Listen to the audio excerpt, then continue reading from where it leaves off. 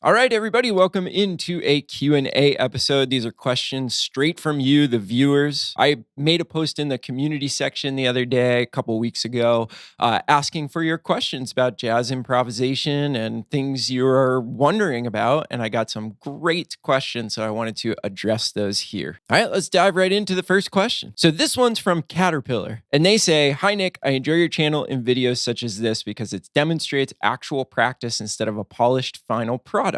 How do you recommend someone approach this kind of practice in a way that improves recall once I'm in a playing situation outside of the practice room?" And what a great question, because that is something that I try to do on this channel and in general is actually show the process, because that's going to be the valuable thing for you. You're not just going to wake up one day and magically be better at music and jazz. So my answer to this is that you simply have to have a little bit of faith and consistency, because almost anything that you practice that a reputable teacher has shown you, or something that is an accepted way to practice jazz that's sort of proven to work, all it really comes down to is working on that thing for long enough that it becomes a part of you subconsciously. And then the beautiful thing is you don't even have to try to make it come out in your playing. It just will. And if you don't think that that's true, it just simply means that you haven't worked on something for long enough to actually see that result. And that's not your fault. I'm not admonishing the way that you practice. It's just a simple fact that the things that I have worked on the longest and the most consistently are the things that actually come out in my playing. So the message here is really just stick with it until you actually feel that stuff coming out without you having to think about it. And like I said, there's not some magical thing that you can work on that's suddenly going to produce results the moment that you work on it. And almost anything that you work on will pay off as long as you do it for long enough. So start thinking on a time scale of months and years rather than days and hours, and you'll start to see that recall and those results, and you'll start to actually hear that material coming out in your playing. So thanks for the great question, and let's move on to the next one. So this one's from Max. I'm not even going to try to say that whole screen name because I don't know how. We're just going to say this one's from Max. So Max says, "Hi, what is your favorite era of jazz? And if you could go back in time to watch one specific concert, which one would you like to attend?" What an awesome question, Max. I love thinking about the answer to this one. And this is a really tough one because I really enjoy all periods of jazz. If you had caught me when I was a lot younger, basically I was just studying jazz music from like Charlie Parker on. But as many of you know, I play in a band that plays a lot of really early jazz called the Soggy Po Boys, and now I just love that form of jazz as well. So this is really tough because there's just so many to choose from. So to answer the first part of the question, I don't really have a favorite era of jazz. I love listening to all the different eras of jazz. However, I will say that my newfound love of the traditional jazz, the earliest jazz, the music from like the 1920s through the 1940s, I think might be the most important. And the simple reason for that is that's where it all started. If you don't think that Charlie Parker got inspiration from these early jazz musicians, even though his music sounds completely different, you're crazy. He was listening to all that stuff and taking inspiration from it. So one thing that I think people don't do in 2023 is they don't reach back far enough into the tradition. There's just so much there that when you discover it, oh, that's what this very modern jazz musician, that's where they got it from. So while I don't have a favorite era of jazz, I think that early jazz, what people would call trad jazz, is maybe the most important because that's where the tradition started. So therefore, the one event that I would have loved to be at, it's actually not a performance, but if I could have been in the room when Louis Armstrong recorded his Hot 5 sessions, I think that is maybe the thing I would choose to be at. Because those recordings, they really changed the face of the music. It was really the most exciting music that anybody had really heard up until that point. And the bar that Louis Armstrong set with his virtuosity on the trumpet, that's kind of still the bar now. So I could only imagine being in the room while they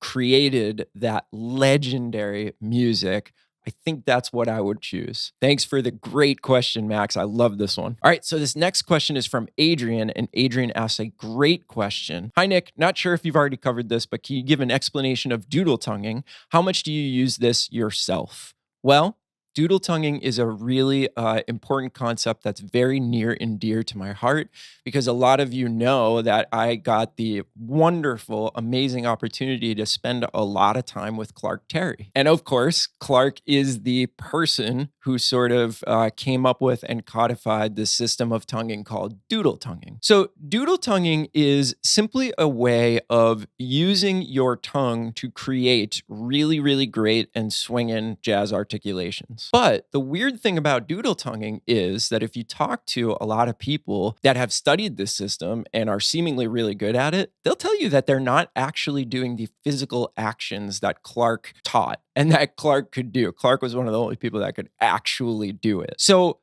doodle tonguing to me is less of me actually trying to do it physically with my tongue, but the idea, the feeling that doodle tonguing creates is something that I try to recreate in my own way. I have spent a large portion of my life as a student of this music trying to figure out how to make, when I play the saxophone, sound like do la lee loo lee loo lee dot buddy lee lee lee do loo lee dot badu loo dot badu la dot do loo dot dot badu do lee loo lee dot. Now I might not be doing that exact physical motion with my tongue when I'm playing the saxophone, but the whole point is to make it sound as much like that as possible. So here's sort of the action step for you when it comes to doodle tonguing. Go out and find all the stuff you can about it and how to actually say the phrases that Clark used to say. And I'll do a video on doodle tonguing with one of the world authorities, my friend Chris, who traveled the world with Clark and really got enveloped in the system of doodle tonguing.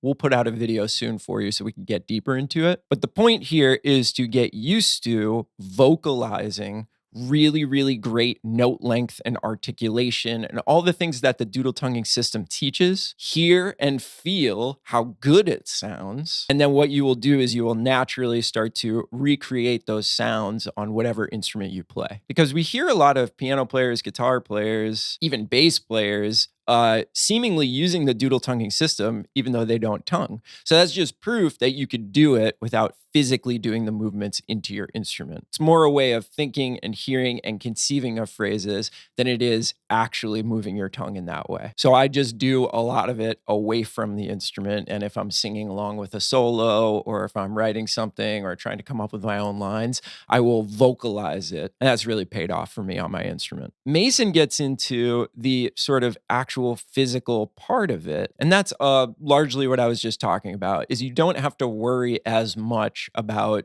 doing it perfectly with your tongue exactly the way that Clark teaches. You just have to worry about getting close to the result. So I hope that can do something for both of you in the practice room and everybody else out there that's wondering about the doodle tonguing system. And like I said, we'll put out some material about that sometime soon for all of you. All right, we've got one more question for today, and this is a great one. I figured this would be a great one to end on. So Bunny Toothy asks, I'm a real beginner to jazz. What should I start with in order to learn improvisation?